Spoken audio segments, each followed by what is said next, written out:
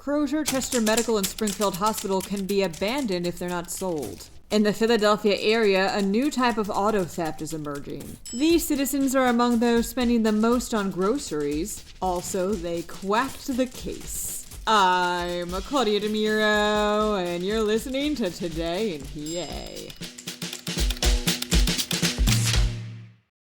If a sale for them doesn't materialize, Prospect Medical Holdings will be allowed to abandon Crozer-Chester Medical Center and Springfield Hospital in Delaware County, reports Why. Been a while since we talked about this. It was U.S. bankruptcy judge Stacey Jernigan that granted this motion, although, at the time of this podcast recording, Prospect is currently working with county tax authorities to make the properties more attractive assets. An auction for the two buildings took place on Friday, and an update on the bids, again, as of the recording of this episode, still has yet to be announced.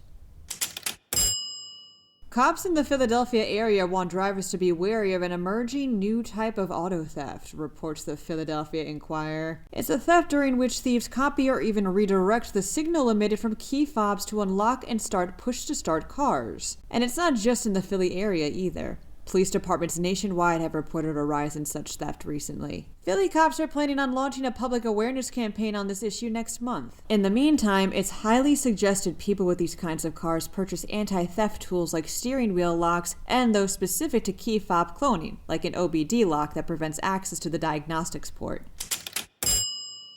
Wallet Hub recently released a study that found which city residents are spending the most out of their salaries on groceries, states PennLive. Researchers analyzed the price of 26 generic grocery items ranging from meat to cleaning products, also taking into account average income by state. Philadelphia ranked in 16th overall, placing it amongst the top 20 cities where residents were paying the most. Detroit, Michigan topped the list. They quacked the case, says CBS local Pittsburgh. For about 2 weeks, Canonsburg was being besieged by rubber ducks. First, about 2,000 small ones appeared.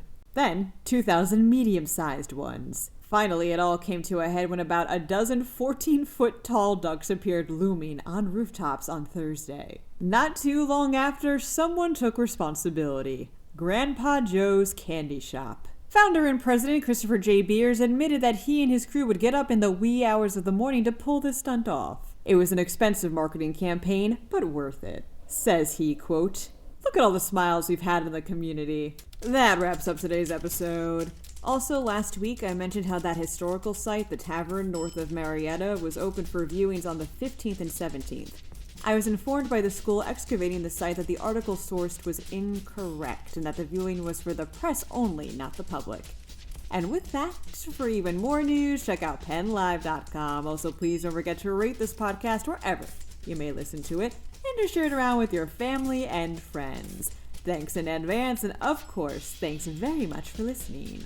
I'm Claudia Dimuro, and see you tomorrow for another round of Today in TA.